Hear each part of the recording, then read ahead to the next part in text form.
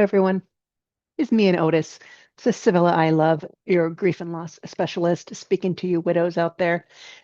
Don't worry if after your loss, there's things that you no longer want to do, that you don't feel like you can do or ever want to do again, things that you used to do before.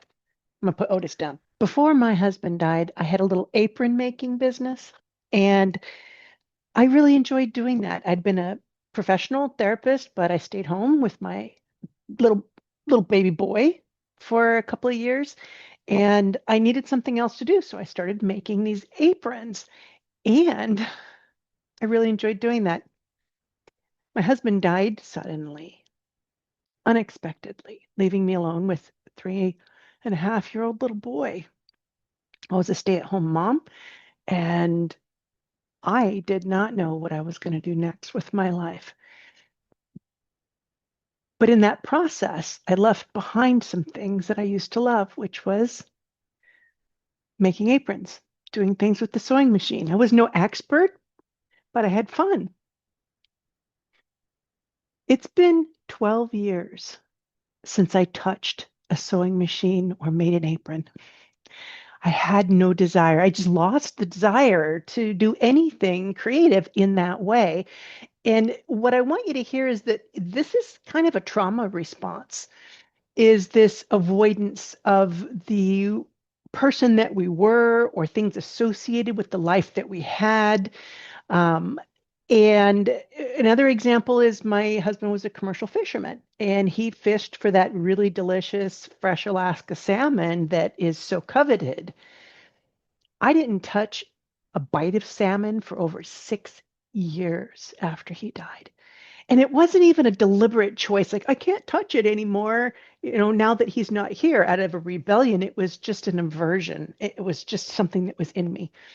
Same thing with the aprons and doing anything with the sewing machine. I had a beautiful embroidery machine. I sold it. I'm never going to do that again. But here I am, 12 years later, and I'm making aprons, and it's kind of cute.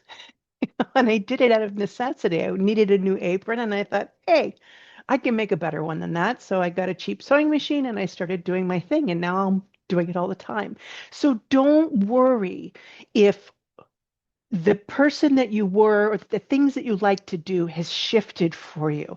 It's okay. All right. There's new things that are going to arise, such as me being here talking to you in this venue. I probably wouldn't have been doing this had I not had the loss. And so it's it's important that you see that when you develop new things in your life or you leave old things behind, that if it ends up being a good thing for you in some kind of way, that you don't allow yourself to feel guilt over it. Because it's not like, well, I had to go through that in order to be this or in order to have this in my life or let this thing evolve. No, because that happened, since that happened. Okay, it's two different things. Because it happened makes you feel guilt. Since it happened, creates a reality, a narrative for you that says, it wasn't my fault, but since it happened, I made something out of the loss.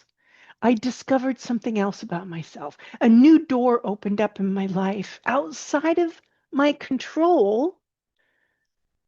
It opened up, and it's okay to embrace those new things that arise in your life. And it's also okay to leave behind parts of yourself that no longer seem to fit the narrative of who you are becoming because you didn't ask for this.